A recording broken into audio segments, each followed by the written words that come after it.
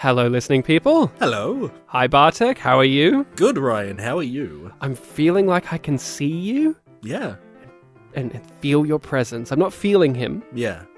I mean, emotionally. Yes. I feel on you. the inside. I'm feeling him on the inside with my finger. Yep. But yeah, his name's Freddy.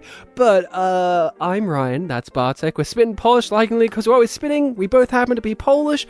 Bartek, we've been separated for a little while. Melbourne was in some lockdown territory. Now things have kind of eased up. We can be in the room together. What's been happening in Poland, though? Sort of we can be. Yeah, sort of. Shh, don't tell. Disclaimer. We've earned money from doing this podcast in the past, so this is work. This is work. You're allowed to go to places. Oh yeah, for felt work. like work this week too. Yeah. So what's been happening in Poland? Because we're Polish, we should update people about what. I mean, we're in the top 10 Polish podcasts. Yeah, it's our national duty. I think we're consistently number 4. Yeah. Yeah. So what's been happening? I don't know. Google it. Okay, Google. What's been happening in Poland? Polish travelers holiday in the Maldives. What? Seriously? Wow, that was impressive. I can't believe it. I thought that was I heard about that, but I thought that was a joke. I thought that was a dream I had. Yeah. So Can't wait to hear what Ryan in editing puts in this episode. I hope it's some current news story.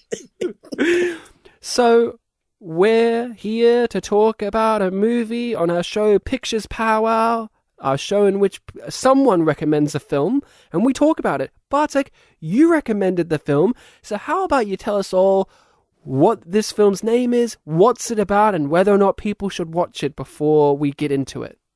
Yes. It was my turn to pick this week.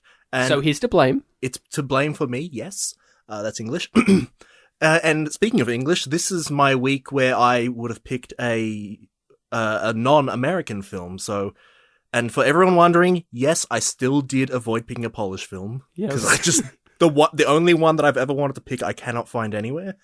But you've already seen the title of this episode, surely. So you know that the film that I picked was 2007's Shanti Om. Is that what it's called? Yes. Shanti Om? Shanti Om. Wow, I didn't know that. I wish the film said it more. The film says it a little. It's from 2007. It's a Bollywood film. I think at this point I've been picking one a year. Yeah. That's pretty consistent. I can do that. Yeah. I'll pick one for next year. He'll run out of films in Bollywood before we get this done. Yeah, it's not like they make like 3 a day. I think that was a statistic at one point. I don't know if it's still true. So, what is the plot of this, and should people check this out before we get into it?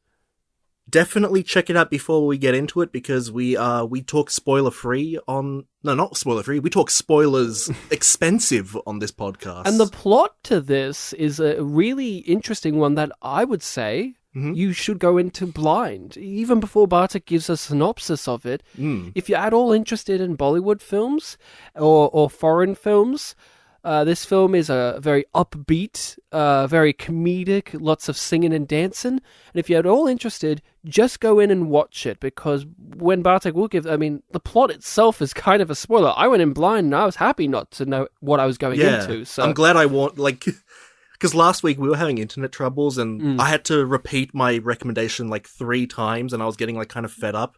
And there were many things that I wanted to like... It was just warming you up for saying Shanti Om multiple times, just like the film. Yeah, I wanted to preface my recommendation with a lot of things, but I was just like getting too, annoyed. So I just said the one thing: do not read the Netflix description, because it's not very, good.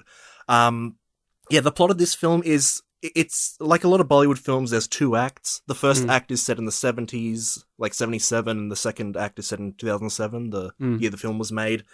And it basically covers the vague in terms of my description, relationship between a character named Om and a character named Shanti. And all of the sort of weird things that happen with that. Romance and fame. Romance and fate, and a lot of love for the movie industry. Yeah, indeed. So what is your history and relationship with Shanti Om? So for anyone who's followed us or has listened to our previous Bollywood episodes, we did Main Hunna and Sultan. Yes. Main Hunna is the first film that was directed by a lady named Farah Khan, who has been in the Bollywood industry for quite a while, I think as a makeup person. I was shocked. I looked her up when I was watching this movie, and she's only directed 5 things, and it's been a while since... I thought it was 3. I think they said 5. I think some of them are shorts. And she hasn't directed in a while, but she's still around doing stuff. But it seems like she's been doing a lot of acting. She's like in 20-something things, which is more than, which is around the same number as the lead actress in this. So, yeah. So this film's the second film directorial by Farah Khan, who first did Main Hunna, which was the first Bollywood film we covered on this show. Mm-hmm. And so part of my reason for picking this film for the podcast was, I think that this film improves on it, so yay. In terms of my history, Main Hunna was the first Bollywood film I saw, and as I talked about on the podcast, it's close to my heart, even though I realize that it has faults. But I feel like, sorry, I keep talking about my opinion instead of my history. I saw this film in the cinema. And considering that I'd probably been a Bollywood fan for like 1 or 2 years when I saw it, this might be one of the first ones that I did see in the cinema. Which was interesting. Changed your life? Changed my life. It was definitely a cinema experience where I walked away like thinking about little moments in the film, just like really enjoyed them. I've always enjoyed this film. I've shown it to not as many people as I've shown Main Hunna to. I've shown it to my stepbrother. But it's one that I like. And similar to our episode on Drive, where I talked about how my brother likes that film, my brother also likes this film, and last year I think he even showed it to a few friends of his, and they really liked it. I think he should start a podcast about films just to show off that he's a bigger film lover than you are. Whenever I mention to my parents, I'm recommending this for the next episode, they ask, has Bartek seen it? And I go, no. And they just say, what does he do? Does he, he's into movies, right? I'm like, yeah. And then they go, what movies? And I say, Main Hunna. And they're like, oh, okay. And then they just move on, like, oh, fucking whatever. You could say that I enjoy walking in blind to things. Yes.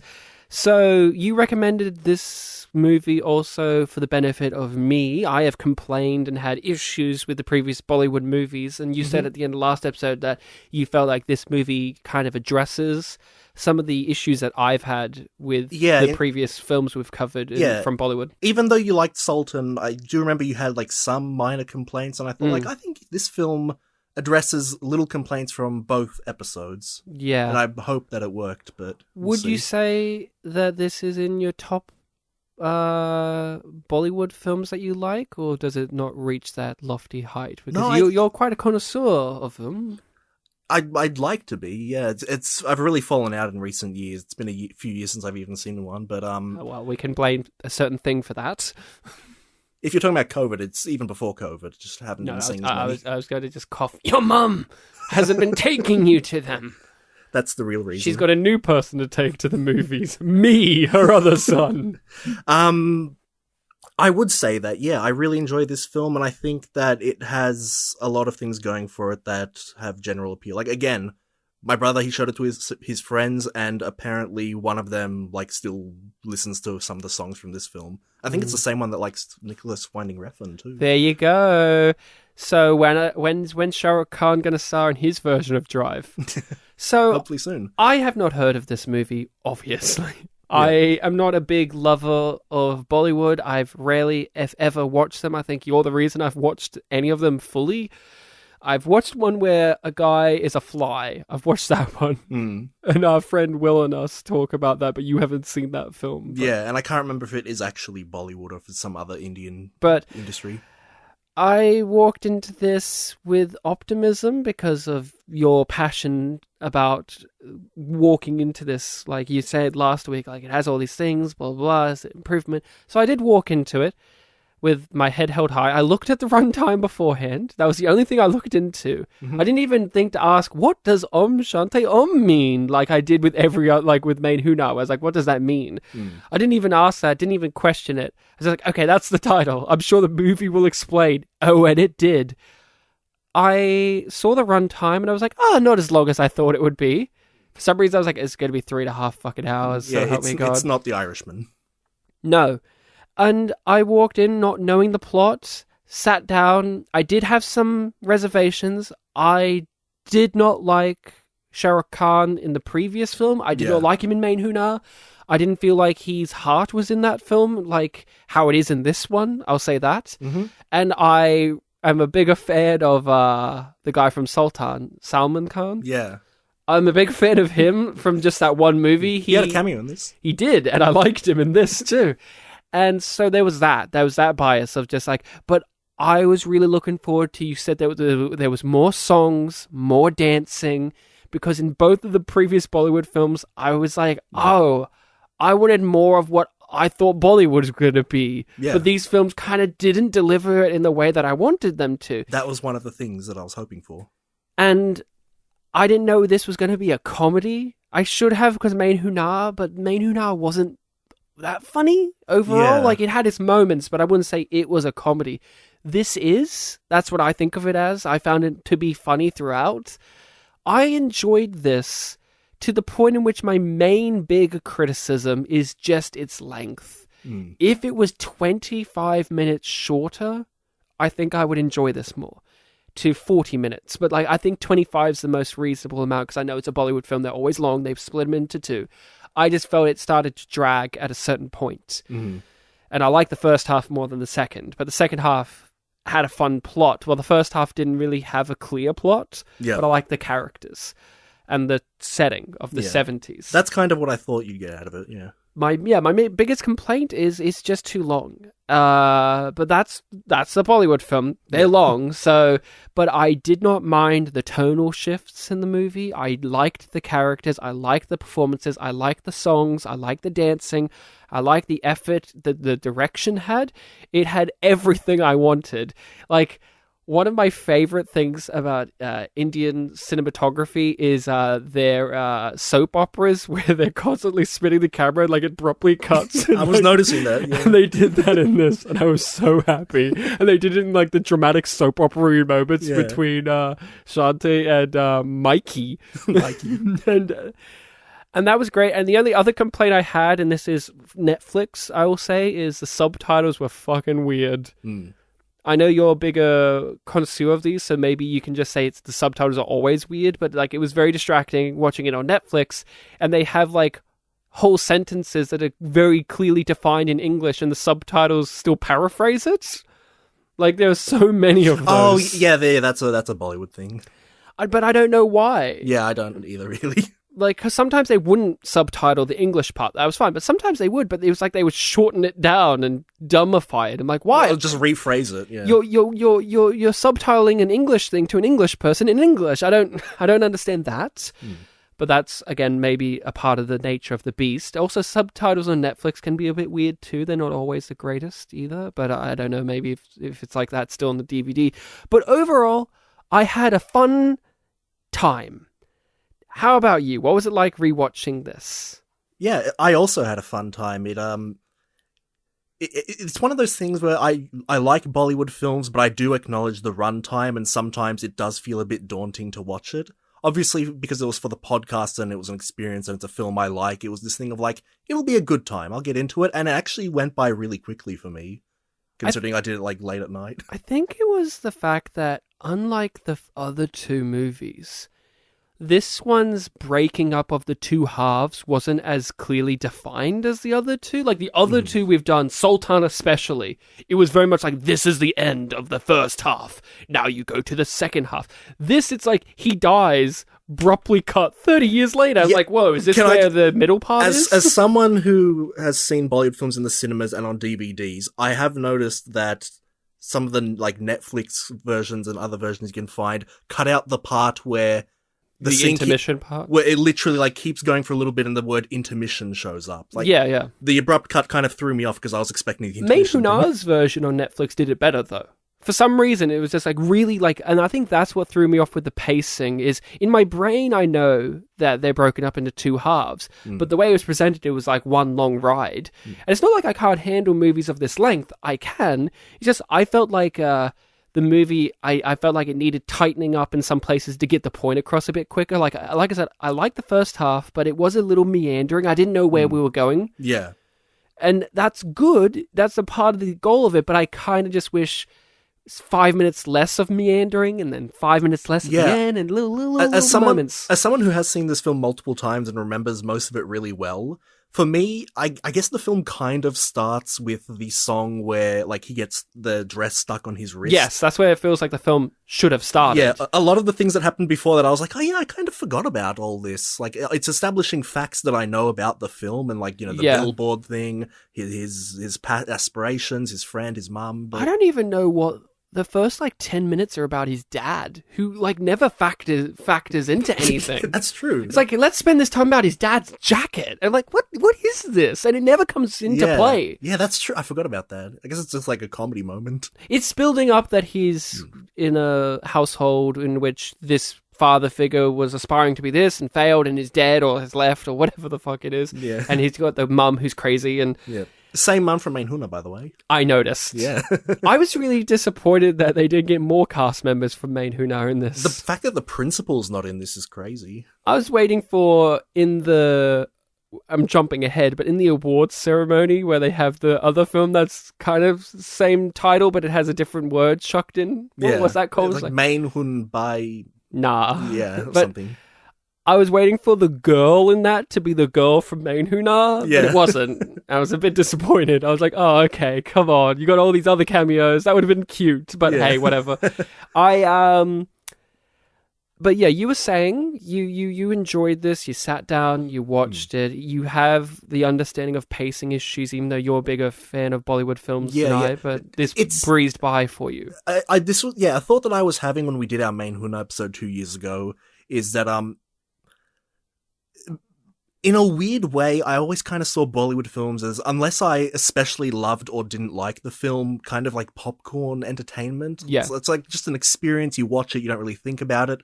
So when we did our episode on Main Huna and we were actually like deconstructing it, and you had all those moments where you were like, oh, Bartek's looking at me with these puppy dog eyes because I'm criticizing his childhood movie. Whereas in my head, I was like, no, dude, it's the opposite. I'm finally like thinking about these films like properly. Critically. So I was having that with this, and...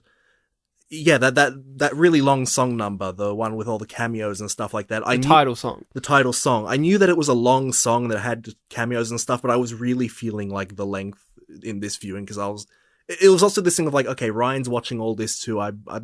He doesn't know barely any of these people. But I knew because the way that they shoot it. I'm like, oh, these must be famous Bollywood people. Yeah. The way all of that stuff, the awards ceremony and that was happening, I was like, okay, a lot of these things, like, obviously would make sense to someone more familiar with Bollywood. Like, there's a moment earlier in the film where some guy's writing something that Shah Rukh Khan said, and it's clearly like, oh, he's a famous director of some sort. Yeah, and they even make references to the director of this film herself. She has a cameo in, like, the first 5 minutes. Yeah, exactly. Yeah.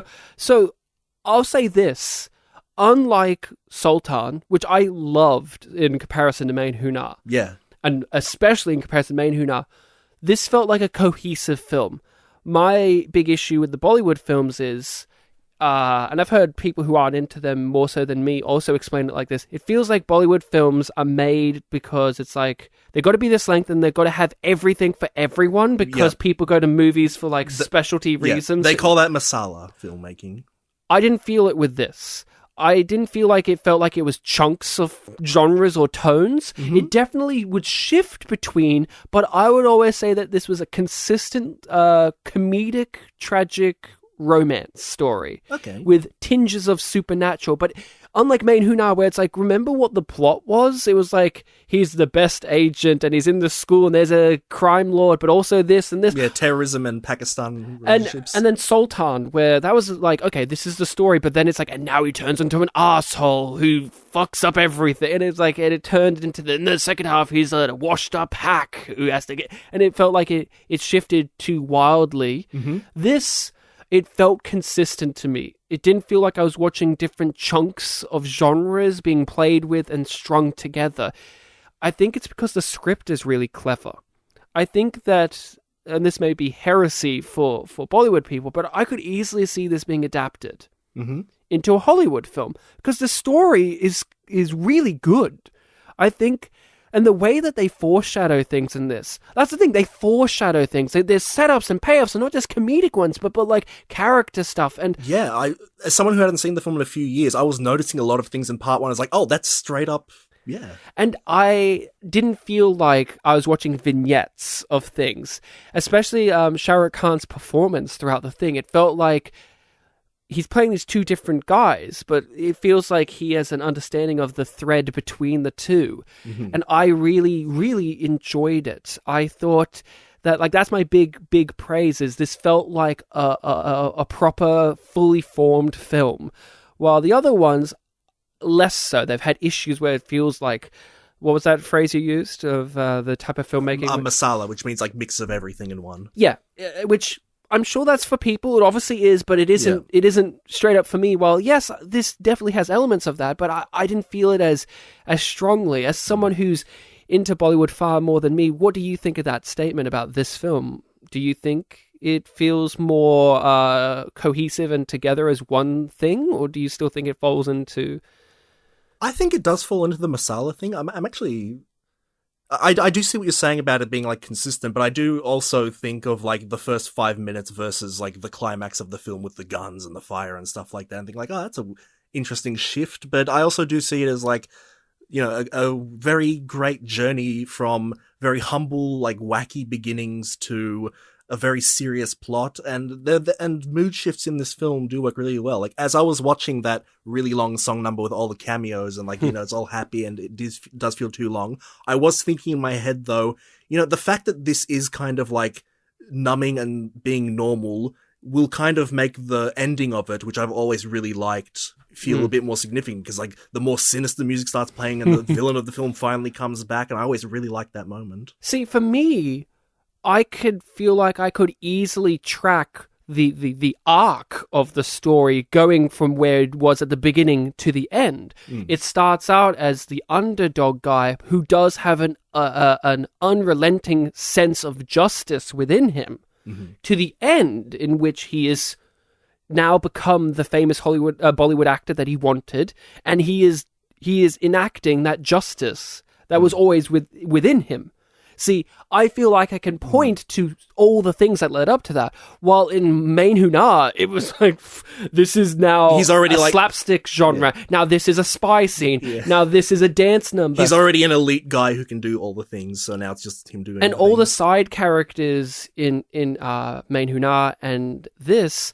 See, in Main Hunar, they felt like this one's from this type of movie, and this one's from this type of movie, and this one's from this.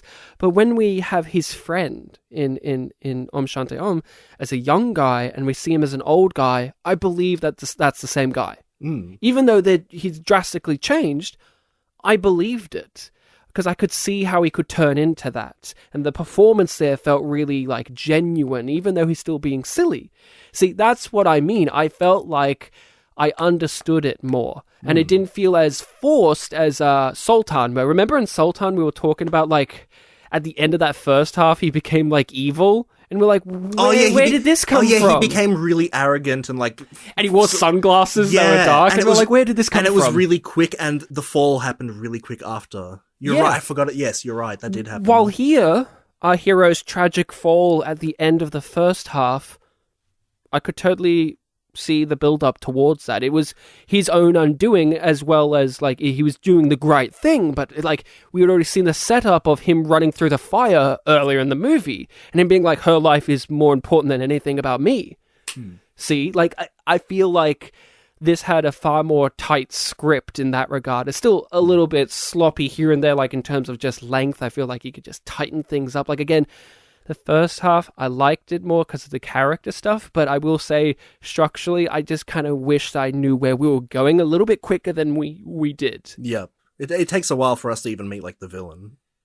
Which I was fine with, because the villain isn't that important. It's about the romance, and that's what I wanted quicker. I wanted him to do all of that stuff. What do you think of our lead in this? You're a bigger fan of him as an actor than I am. Do you like his performance in this a lot more? Like, where does it fall in his range of roles you've seen him in? I do like Shah Rukh Khan a lot, and he does...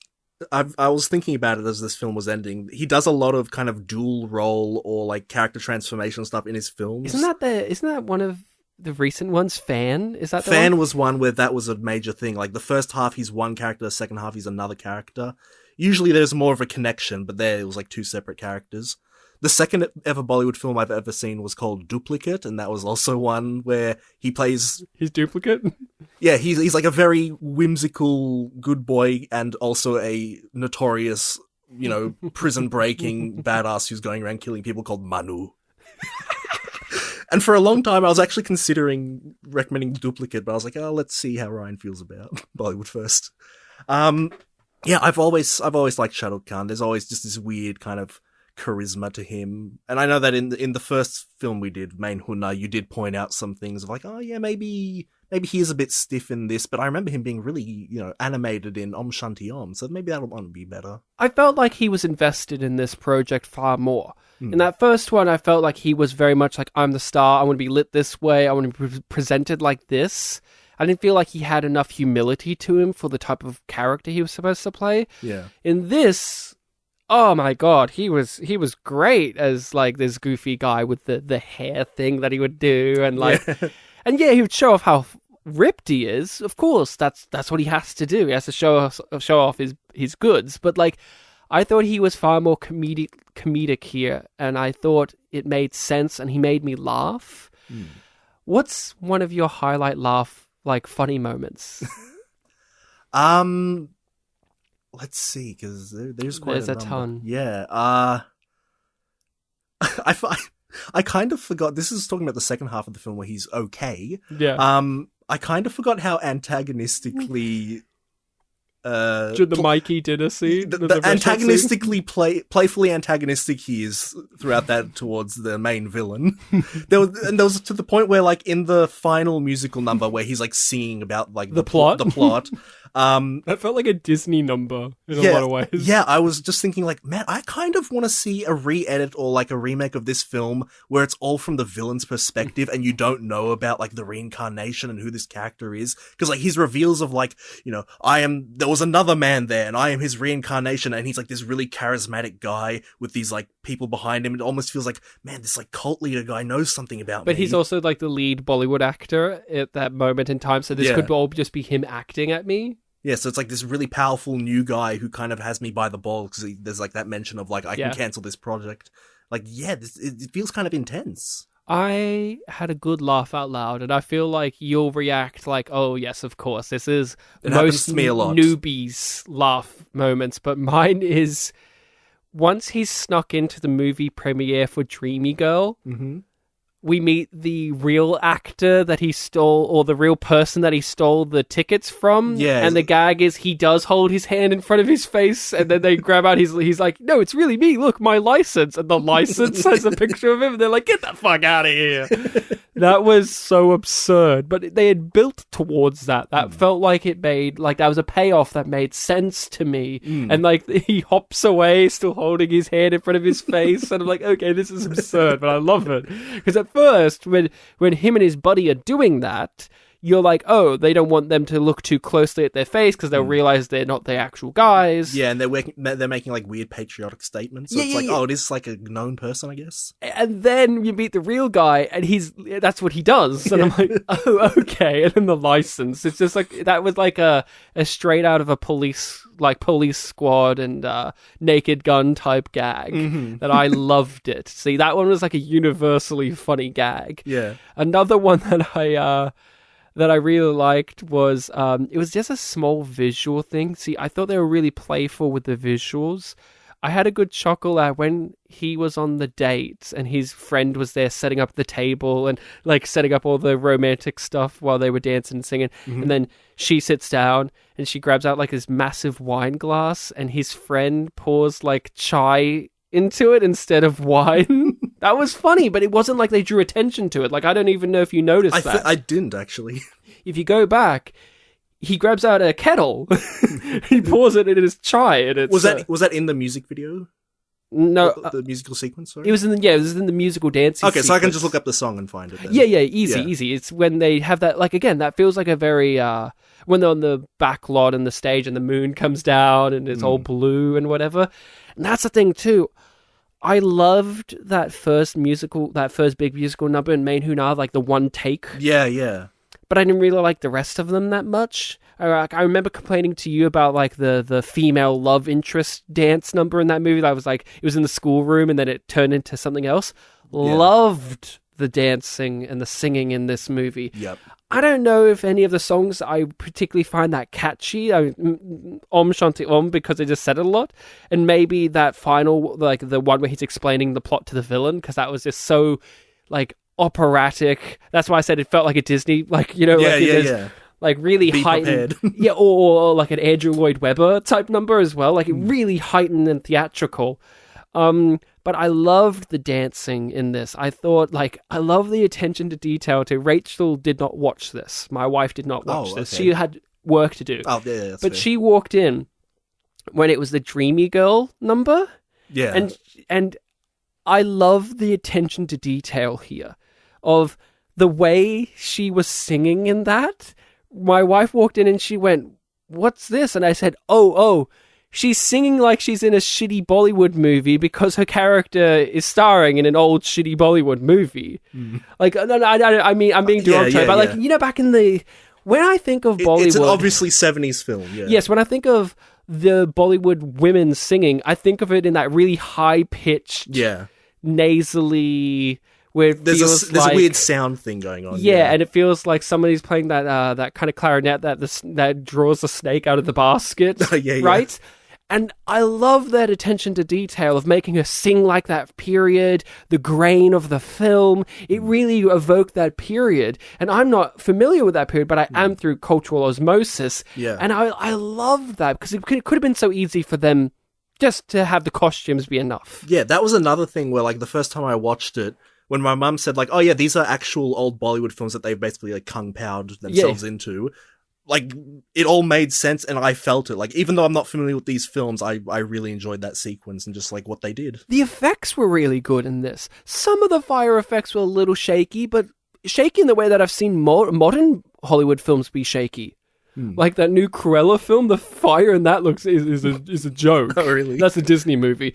Like, I know that you don't go into the Bollywood films for the visual effects, but a good portion of them have them, like Sultan did for the wrestling. And it was very creepy. My first choice for the Bollywood film I was going to pick for this week was actually one where in the very first scene there's very obviously CGI ostriches. Right. Around. But what did you think of the special effects used in this? I thought they added to the Spectacon story. I didn't feel them distracting. What do you think about that? No, I think they were completely fluid and worked. Like, I think visually this film was very nice because I guess one thing I didn't really remember about Main Huna until I rewatched it was that the colors weren't quite so as popping. Whereas in this film, like, the first thing I think of is like, oh yeah, the picture's much clearer. There's a lot more colors.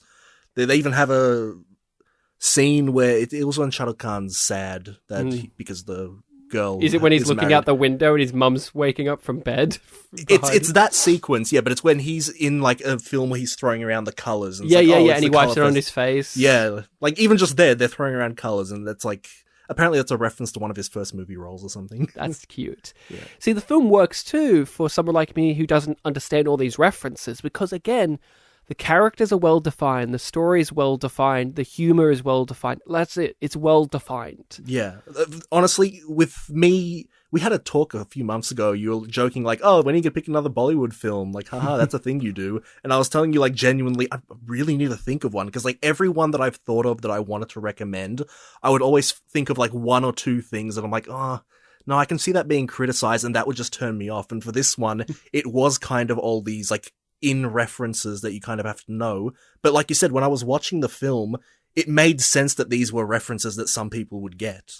Yeah, and it works because in the film, it's set in the film industry. So I don't have to care that the guy who wrote that phrase down is a real life person. Yeah, so it works as a gag on its own. Yeah, and as I was watching, I was like, oh no, this is all good. It makes sense. There's I mean, I was happy to see Salman Khan there. Yeah, and although I didn't like his hair. Yeah, you know, that awkward 2000s red hair thing, like the slightly orange tint. And again, there were actually little things throughout the film that were like, oh, Ryan might actually get some of this. Like, there's a poster in the film, like, near the the Shanti poster at the beginning, where it's a poster for a movie that we've got in the mystery box. Yeah. I wondered if you noticed that. I did notice that. I messaged you. I said, "Oh, we need to get to the timeline where we get Doom 5."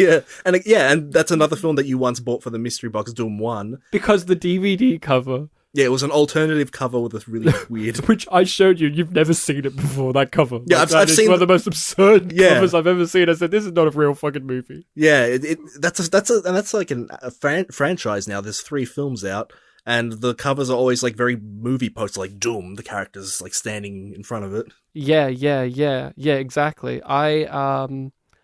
There was something, I'm trying to recollect things from this movie. What was something I said I wanted to bring up before we started recording? There was the Netflix description, there was some other things, wasn't there, that you wanted to bring up? You said you didn't want to bring up the subtitles, but you did. Yeah, I brought it up slightly.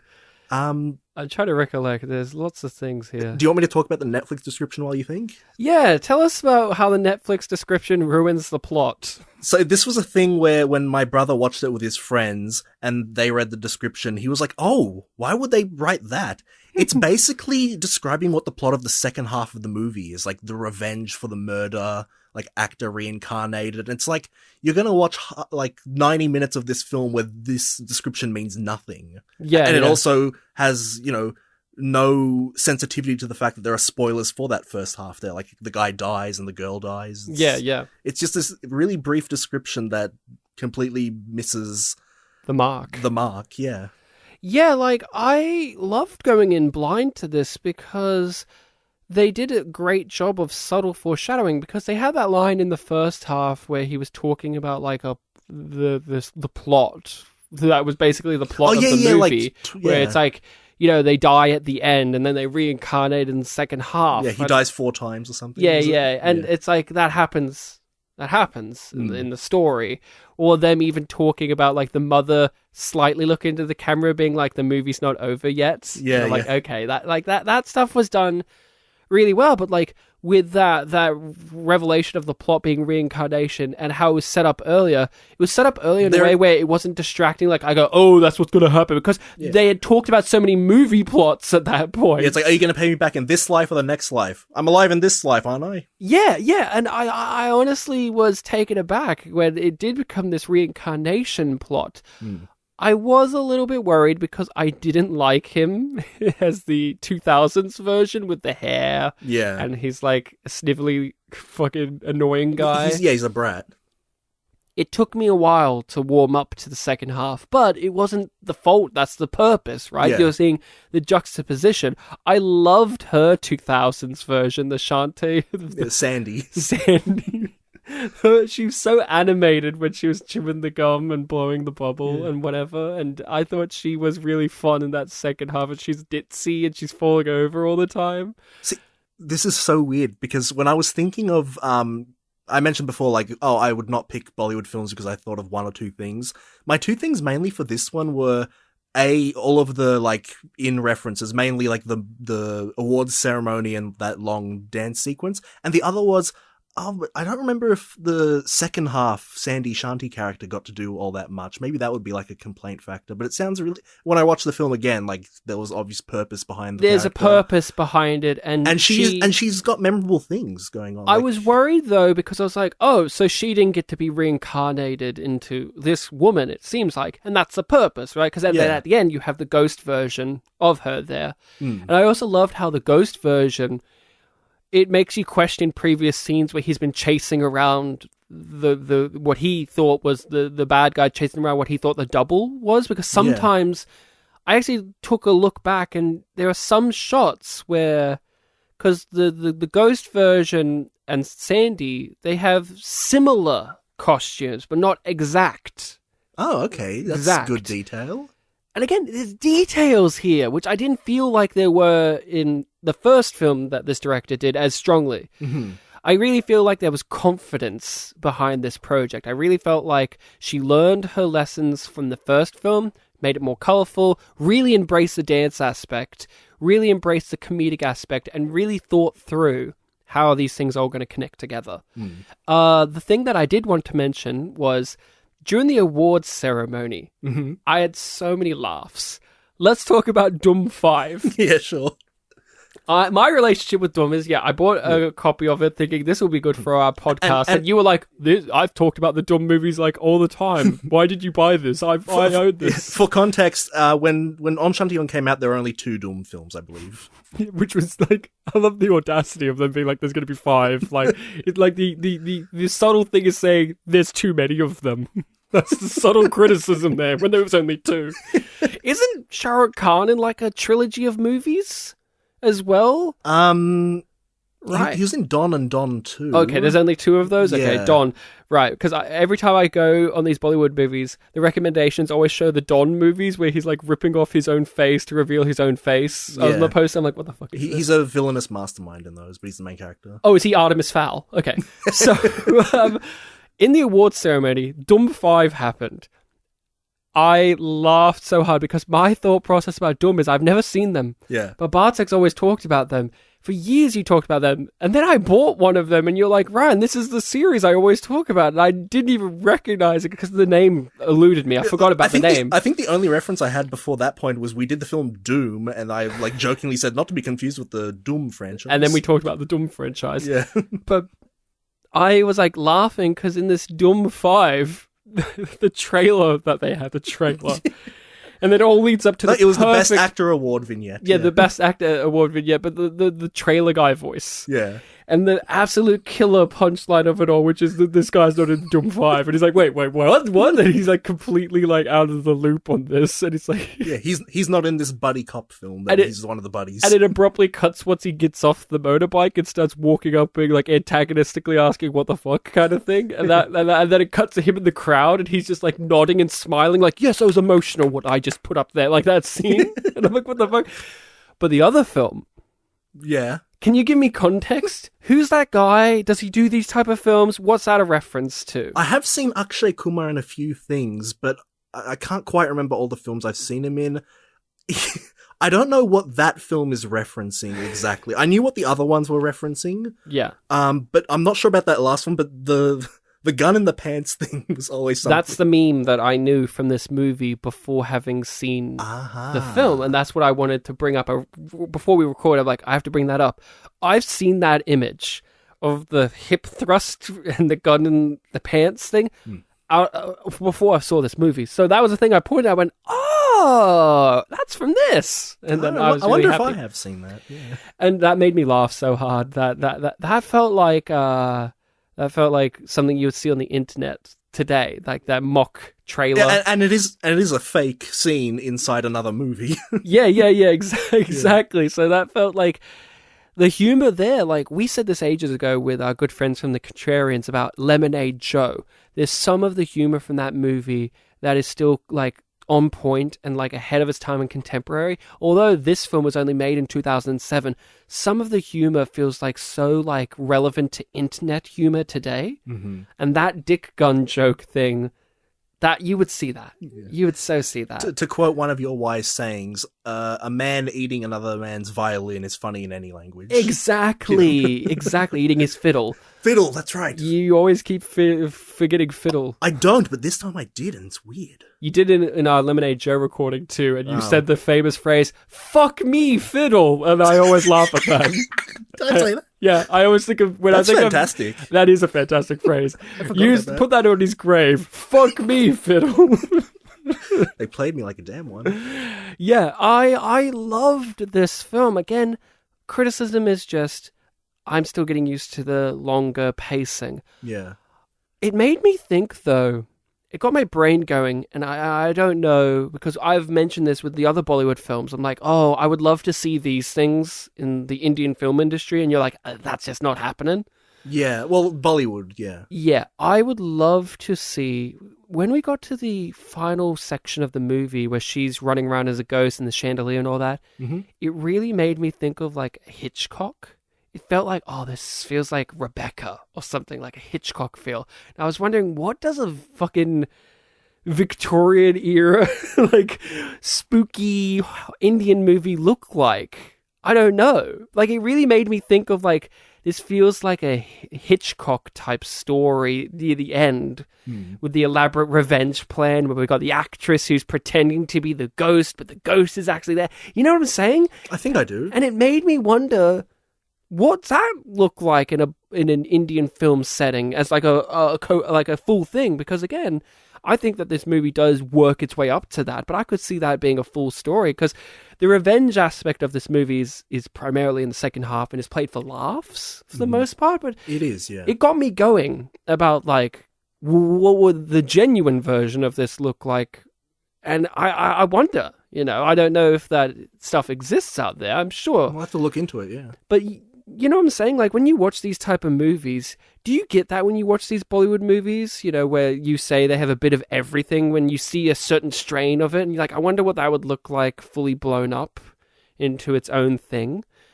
Because I have that feeling when I do watch just normal shows or movies where there's a certain aspect of a thing I like, and I'm like, I wish I could see that fully developed. Have that be the whole film. Yeah. Yeah, that is a good point. I guess... With me hearing the phrase masala being applied to a lot of films, like even Doom 2, which was one that I really liked, it's more no Doom 5. It's no Doom 5, not at all. It doesn't have the only actor we've seen in it. Yeah. If that makes sense, which it doesn't. Yeah. That's the joke.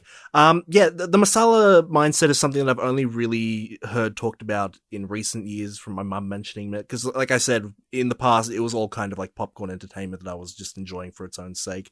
So it's not quite a thought that I've had, but certainly, see something a bit more focused. And I think it can happen sometimes. Like even Sultan was a bit more focused. And you mentioned a little while back you saw like a historical epic with your mum that was pretty focused in as well. And I don't know, but are the Bahubali films more focused because those are based on real fables? Yeah, that's one that I've seen the second one of, and that one's not Bollywood. It's one of the like South Indian ones. Right. Which, speaking of which, that was another thing I think you wanted to at least mention. There's a South Indian industry homage thing in this film. It's the with the tiger. Yes. I loved the Netflix subtitles. For every time he said pussy, they put tiger. Did it? Yes. I thought it was pussycat. No. He was just... Oh, naughty pussy, naughty pussy. Naughty pussy. He would say naughty tiger. And I laughed because he's so clearly in English saying pussy. And that was very amusing to me. That's probably the thing my brother quotes the most. Naughty pussy, naughty pussy. Do you find it interesting? I don't know if you looked any behind the scenes stuff up, but I noticed this internally in my brain. Like, I know rarely do any of them actually sing. Those are different people singing for them. Yeah. But I found it interesting that Shanti, it seemed like she was dubbed throughout the whole movie anyway. And then I think I looked at the behind the scenes, and there's like a few scenes in which it's her natural voice being used. Because she's from elsewhere. I think she was originally born in Copenhagen. And this is her first Hindi language film. Yeah. Hence the introducing at the end. I think I didn't notice it while watching the film, but I think I was reading... What was it? I think I was looking at like YouTube comments for the trailer because I was just wondering like, oh, what do people think about this? And I think a lot of the comments were just like, man, this is crazy that like she's now one of the biggest actresses in Bollywood considering she started in 2007 and was dubbed or something. And I was like, what? Okay, this is something I got to ask you as well. I look at these actors on IMDb. And she's done a good amount of stuff, but not as much as I would expect, considering that that industry, they pump out like 3 a day. Yeah. And that Shah Rukh Khan's like in 500 films. And Salman Khan's in like 600 million films. And like onwards, I find like I looked at the actress from Main Huna, I looked at the actress from Sultan, I looked at the actress from this. They're in far less. Is that just a thing? Do the women just get less work than just the guys do? Because when we've also talked about the Bollywood or Indian film industry, you've always talked about like the legendary male figures in there. But this film, they have the cameo scene and there's a lot of like, here's this woman, like, you know, this legendary woman, especially like the older one that they... Yeah. And I was like, it made me think like, oh, what's it like for the actresses in that industry? I know for me, it's kind of my Stephen Root thing where I just... For some reason, I really struggle to discern a lot of the Bollywood actors. Like, I'll see a movie with my mum, and she'll be like, "Oh, she was in this film." And I was like, Was she? There's only like a few that I recognize because they have something distinctive about them that I just pick up on. And do you think that's what a part of the industry is like, though? That they kind of have the type of girl in like the archetype girl, and they just have all these actresses that you can interchange? Do you think that's something, or is it just your face blindness?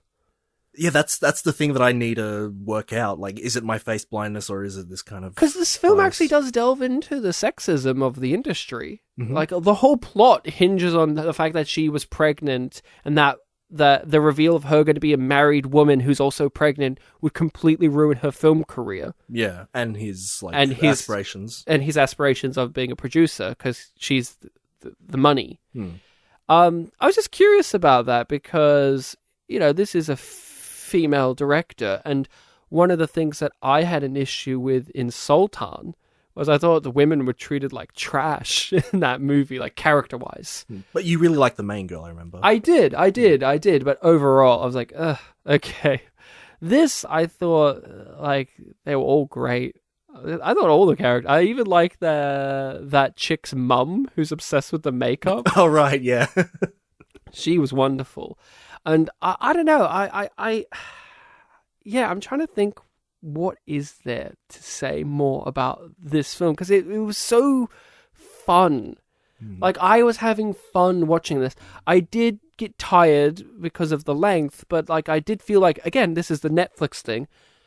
If it was more clear that there was the division between the two halves, I might have taken a bit of a break, had something to eat, and then got back into it, because that's how these films are designed. Yeah, like I said, there's literally, they put the word intermission in the films, and the Netflix just abruptly cut to 30 years later. That was crazy. He, like, dramatically dies and then cuts to funky font 30 years later. Yeah, I'm like, if you were watching this in the cinema, you'd have gone to, like, the toilet and come back and resume the film. Again, this film like feels like marvelously constructed, because you have early in the film they set up. I didn't realize there was a setup that the guy who had become his dad when he's reincarnated.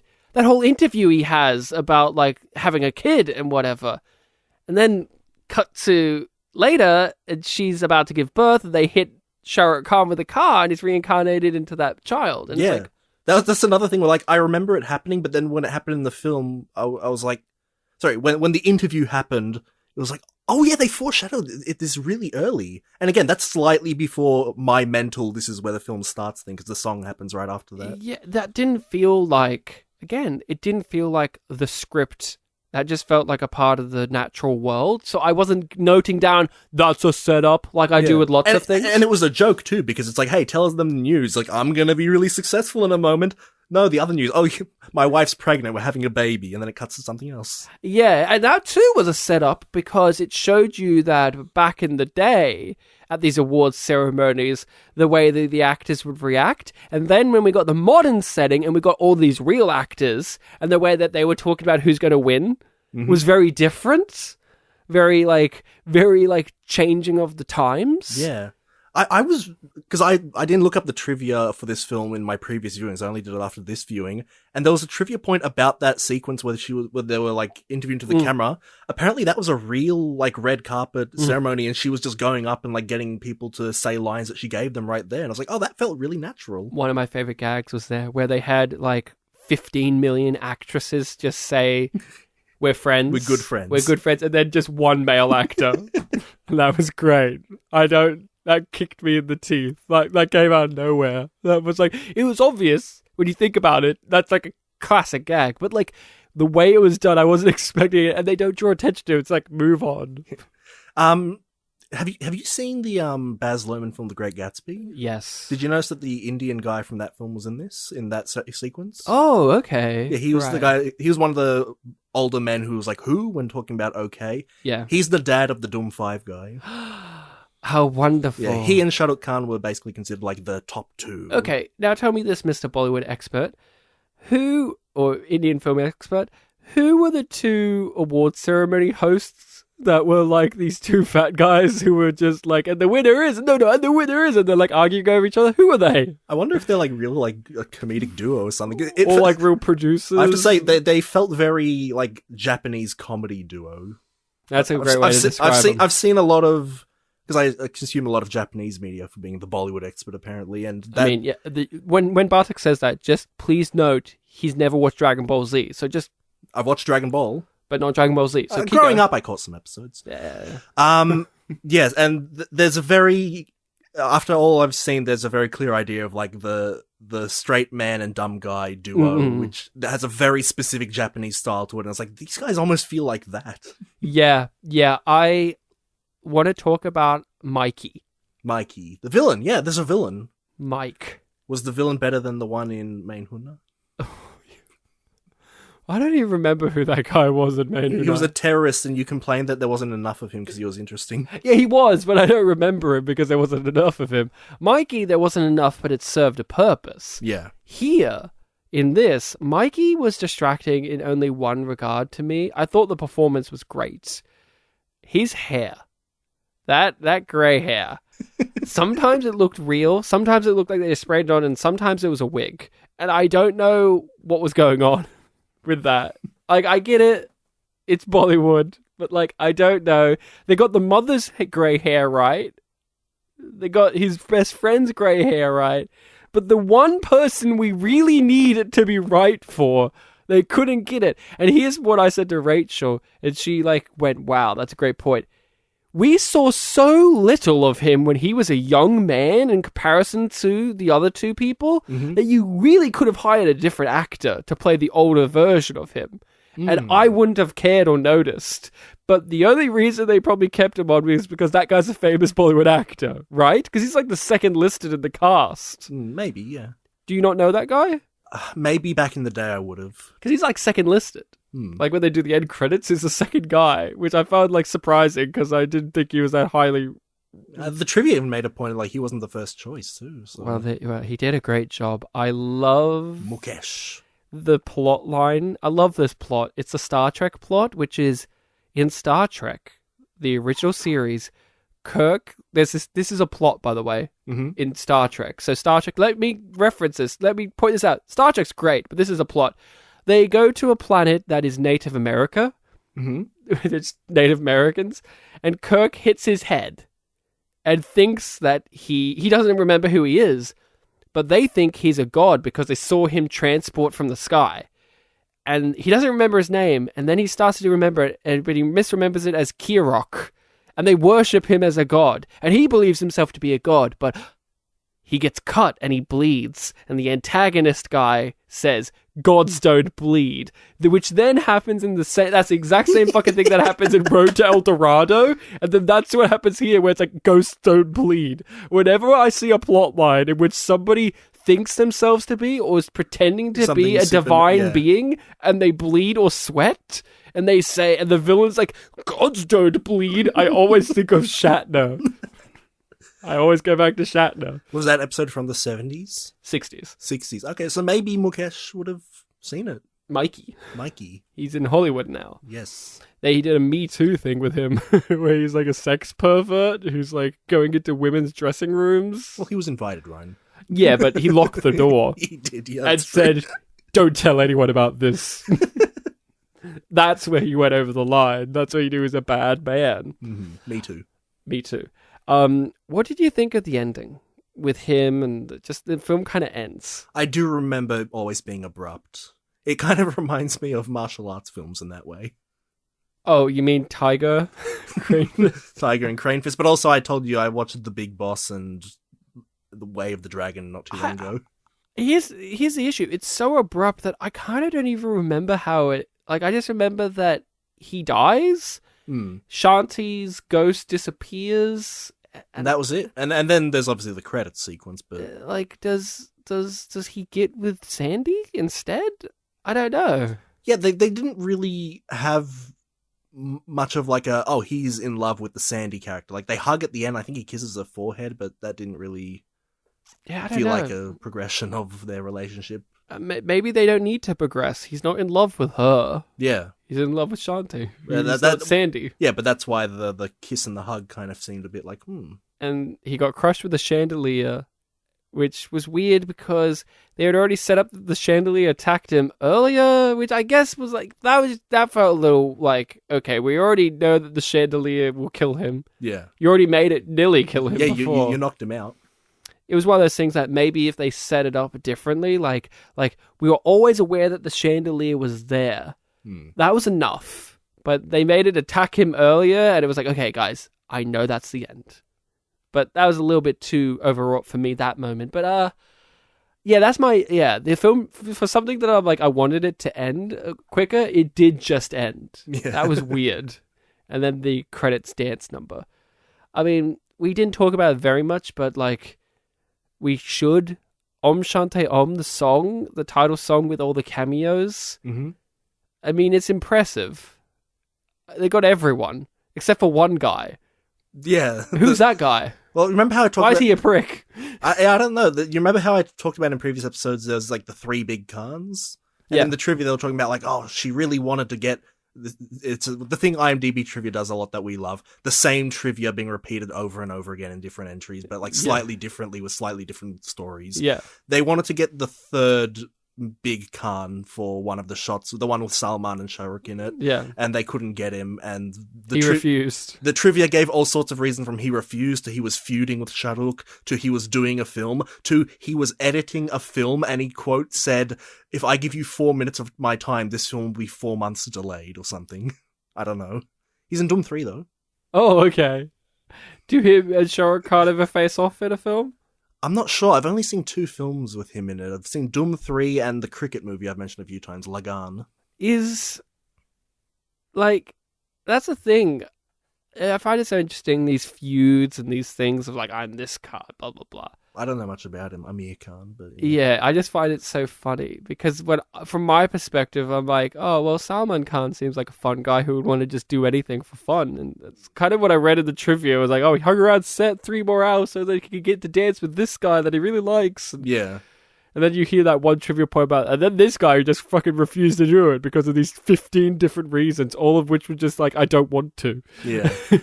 And then Shah Rukh Khan's just like, working like a beast in this. Like, a lot of the behind the scenes stuff about his involvement in this movie was just like, dude, calm down. He worked out just for one song. Yeah. Crazy. The fireman song, right, where he's like, yeah, the Disco of Distress. The disco song. In my DVD subtitles, it was like Pain of Disco, so Disco of Distress was new to me. Oh, okay. Well, it's got the alliteration there. Yeah. Anything else you want to say about Om Shanti Om?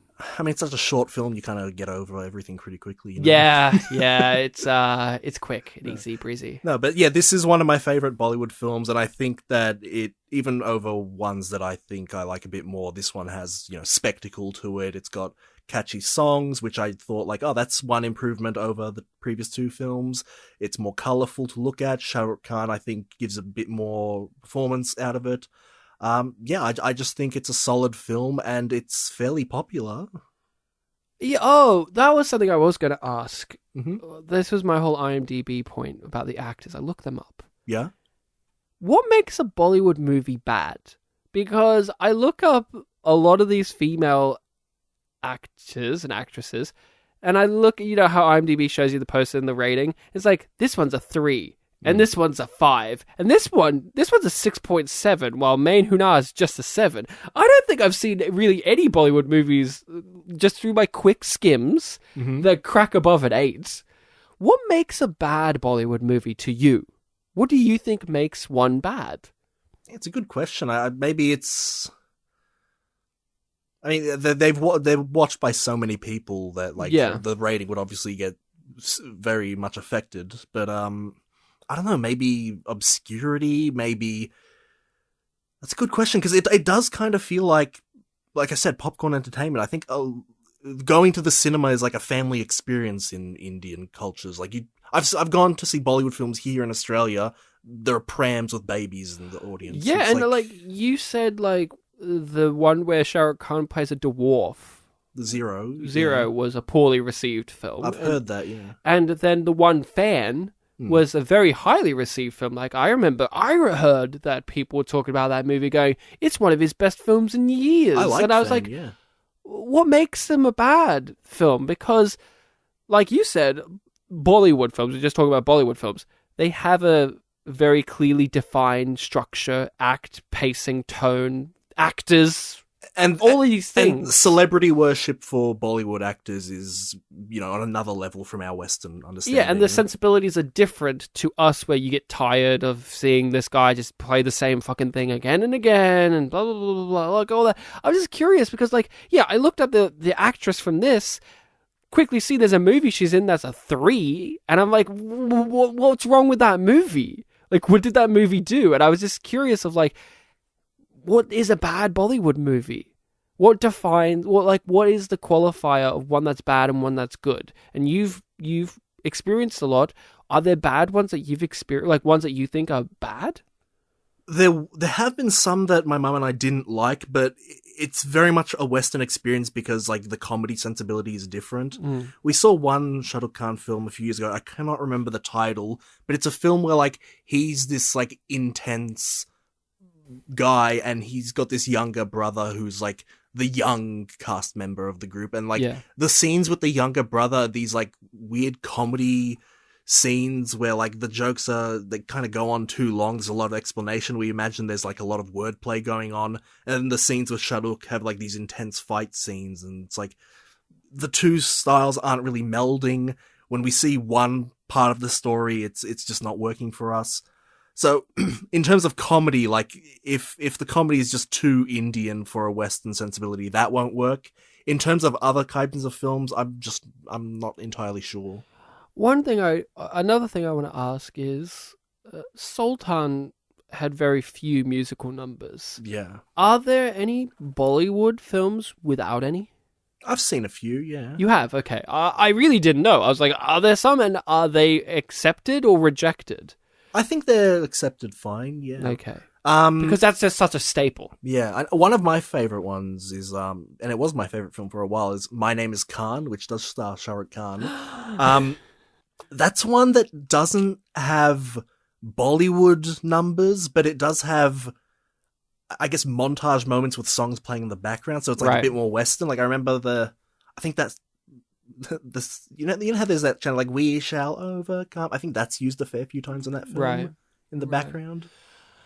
Yeah, because I'm trying to think asking you Bollywood questions while I've got you here to threaten with a gun pointed at you, being give me them. Yeah. Are there just genres that they just don't touch, or are just not genres that are of interest or rarely used? It's a good question. Do they do sci-fi? There are some sci-fi ones, yeah, not too many. I don't know necessarily about any horror ones. I mean, they're obviously intense thrillers and stuff, but I'm not sure about horror. Are they just not into that? I'm not sure. I just have to look into it a bit more. I honestly text your mama and ask her, are there any Indian horror films or Bollywood horror films, actual horror, horror films? Because I find that curious because, with horror, say, every culture has their horror-y things, right? Is it in Bali, I think they have the ghost where it's just a floating head with just their organs hanging out. I don't know what the horror-y things of India are. I guess, other than class stuff and your religion's different than mine. Fuck you. I guess and poverty. Yeah, I wonder if they do have any sort of iconic monsters like Japanese yokai or something. I know they definitely have evil gods and stuff. Yeah. Because it's a huge pantheon. Yeah. I remember one episode we did years and years ago. I still get embarrassed thinking about it. We had a discussion where we started talking about Indian gods, and we talked about it in such an Abrahamic way, where it's what's their main god? And we started listing it these gods that we'd heard of. It's I think that's the main god. And it's guys, us from the past. It's a dharmic religion. It's not Abrahamic. There's so many. There's so many, but who's the head honcho? You're isn't it Ganesh or Vishnu? I'm no, I've heard of Brahman. I think it's Brahman.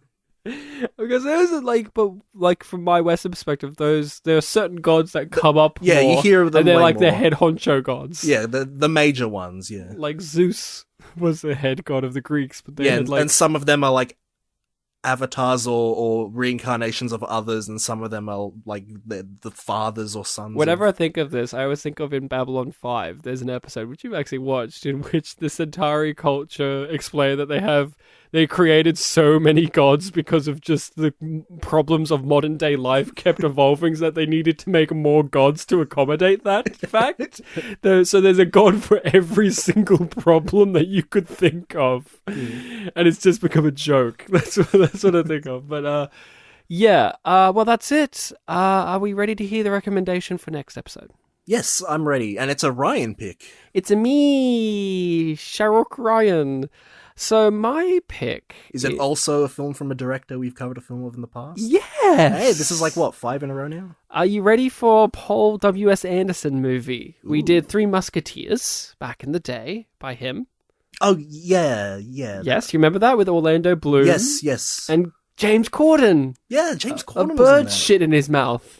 And Mads Mikkelsen was in it as what should have been the real bad guy, but then they made it Orlando Bloom. It was a weird movie. We're going to be doing one of his films from the 90s, sci-fi film with Kurt Russell called Soldier. Ooh. Set in the same universe as Blade Runner, written by this guy who did Blade Runner. Oh, okay. So we're going to watch that, Soldier. It's a sci-fi action movie with Kurt Russell barely speaking in it. Should I look up the description of the film? It's a fairly simple description. He's a soldier who gets dumped on a trash planet and has to survive. Right. That's the film. That's it. That's going to be fun. They have his son, White Russell, playing a young version of Kurt Russell in the movie. So that's cute. People have gotten to know White Russell recently because he played evil Captain America in the Winter Soldier Falcon TV show. Okay. So people may be like, that fucking White Russell, I want to punch his face, because he has a very punchable face in that show, apparently. I've not watched it. But that is what we'll be covering next episode. Bartek, where can people find us online? You can find us online at internet.com. You can find us on Twitter. We've got a Twitter page we called Spit and Polish there. Presents. I think Presents. We have Facebook. We have Facebook, a page also called Spit and Polish Presents. You can find us there. We've got a YouTube channel where we upload episodes, and episodes are also on most of the podcatchers, I believe they're called. Yeah, follow us on all of those. Leave comments on whatever you can. Yep. If you're an Indian person listening to this, please recognize that this isn't the film. My favorite interaction we've ever had on YouTube is when a Bollywood, like an obvious Indian person who loves Bollywood movies, asked us why we were talking about Sultan when we're not Indian. Like, why are you talking about this? This is for us. It played in Australian cinemas. I guess I was there. I guess we're not allowed to talk about the film because I didn't like it. This episode might get more views than usual because it's a Bollywood film. There you go. So that's the only reason I picked it. We don't actually like it. It's just I loved it. We want the views. So yep, that's all the stuff. We have our email, spitandpolished@gmail.com, all of that stuff. But I think we got to go, Bartek. We got to fish. We didn't even bring up that. We didn't even bring up their substitution for swearing. Oh, fish. What the? I love. Do they not swear in their movies as well? That was something that threw me off. I'm like, whoa. I actually haven't thought of this. Do they swear? In Sultan, we kept hearing the name Shit Guy, but he pronounced it Sit Guy, I guess. But that might have been his accent. Is like, because I know that they are fairly stingent on certain things you can't show. Yeah, kissing is a big thing. Doom 2 got a controversy for a kiss.